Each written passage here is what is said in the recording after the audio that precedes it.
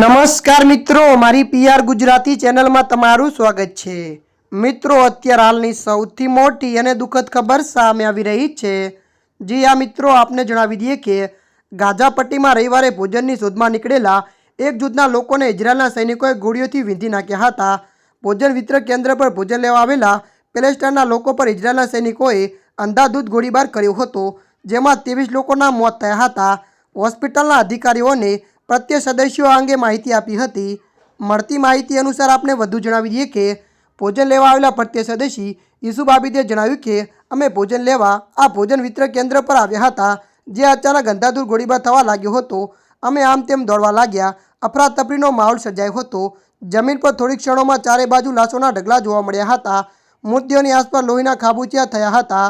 ભીષણ ગોળીબારના કારણે કોઈ મદદે આવી શક્યું નહીં। ત્યારે મિત્રો, હાલ માટે આટલું। મળીશું નવી અપડેટ સાથે। જો તમને અમારો વિડીયો પસંદ આવે, લાઇક, શેર અને સબસ્ક્રાઈબ કરી નાખજો। ધન્યવાદ।